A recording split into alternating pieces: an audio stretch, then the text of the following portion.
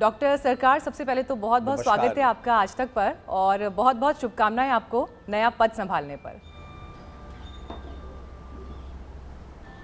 नमस्कार नमस्कार नमस्कार।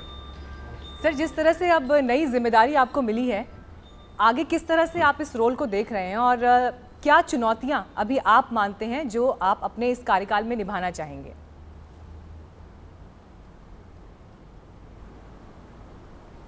देखिए, दुनिया के सबसे यशस्वी नेता श्री नरेंद्र मोदी, उनके प्रधानमंत्रित्व में काम करना ये एक बहुत बड़े मौका है, और जिसका जीवन में ये मकसद है कि जनता के लिए हम काम करेंगे, उनके लिए भी ये भी मौका है। तो अभी तो मेरा तो दायित्व जो मिला है, तो I have not taken the charge.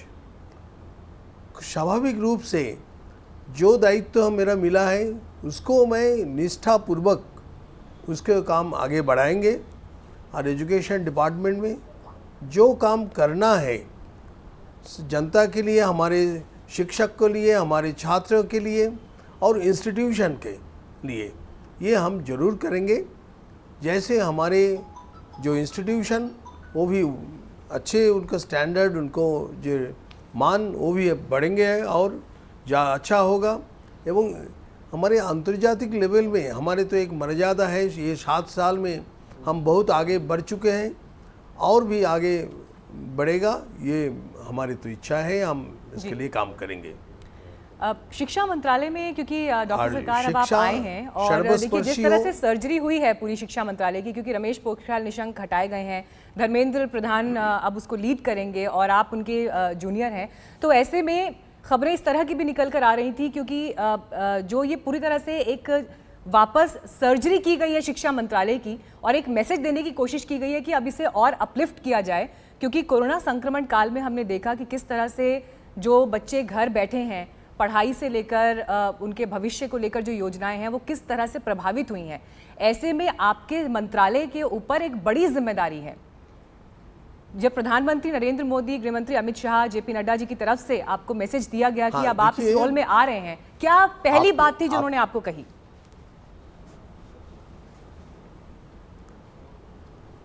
देखिए, आपके प्रश्न भी बहुत अच्छे और परिस्थिति के अनुसार, और बहुत आप चाणक्य के माफिक प्रश्न भी किया, लेकिन ये प्रश्नों के भी बारे में भी कुछ मार्गदर्शन करना चाहिए, ये तो हम बाद में करेंगे। और जब जब परिस्थिति जैसा हो, हमारे एजुकेशन व्यवस्था में ये कोरोना काल में जो हुआ, ये परिस्थिति के अनुसार ये परिवर्तन होते रहेंगे। जी, नई शिक्षा नीति को लेकर सर बहुत सारे सवाल थे। नई शिक्षा नीति को लेकर बहुत सारे सवाल थे, और खबरें इस तरह की भी निकल कर आई कि नई शिक्षा नीति जब इस सरकार में आई है और इतने सालों के बाद शिक्षा पॉलिसी बदली देश की, तो जो एक उसकी उपलब्धि और जो उसका एक क्रेडिट मिलना चाहिए था वो कहीं ना कहीं नहीं मिल पाया, या उसका उस तरह से असर दिखाई नहीं दिया, और यही वजह है कि शिक्षा मंत्री को बदला गया। इस तरह की खबरें थी, इसे आप किस नज़रिए से देखते हैं, और नई शिक्षा नीति पर आप कैसे आगे काम करेंगे? इस पर कुछ भी विचार आप साझा करना चाहें तो।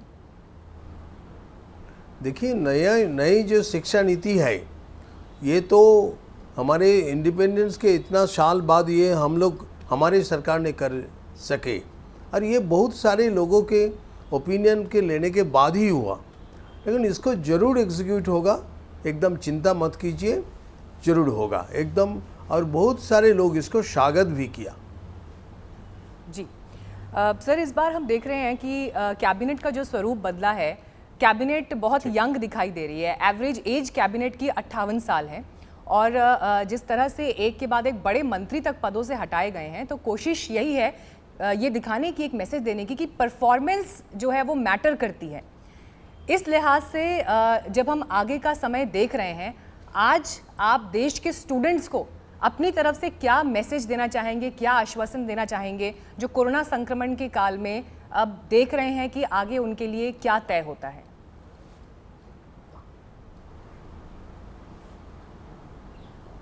देखिए, जो स्टूडेंट्स है उनको सीरियस और सिंसियर होना, परिस्थिति के अनुसार उसको सीरियसनेस रखना चाहिए, सिंसियरिटी होना चाहिए, और एकदम स्वाभाविक रूप से उनको जो नॉलेज वो लेना चाहिए। और हर रोज़ कुछ ना कुछ उनको नॉलेज में योगदान हो, ऐसे हमारे मैसेज। जी सर, आखिरी सवाल मैं आपसे और लेना चाहूँगी, क्योंकि बंगाल का रिप्रेजेंटेशन हम देख रहे हैं कि वहाँ से 4 मंत्री बनाए गए हैं। आप खुद पेशे से डॉक्टर हैं और आपको भी इस कैबिनेट में जब शामिल किया गया है तो एक सोच बंगाल को लेकर भी दिखाई दे रही है, क्योंकि लोकसभा चुनावों में वहाँ से 18 सांसद चुनकर आए। बंगाल की तरफ इस फोकस को किस नज़रिए से देखा जाए, बीजेपी आगे और किस मजबूत स्ट्रैटेजी से बंगाल में आगे बढ़ेगी? और क्योंकि खुद आप बांकुरा से सांसद हैं, क्या उसमें आपका रोल रहेगा? देखिए हमारी सरकार हर समय सर्वव्यापी और सर्वस्पर्शी है। अब इस बार देखिए तो SC, ST, OBC सभी समुदाय का है।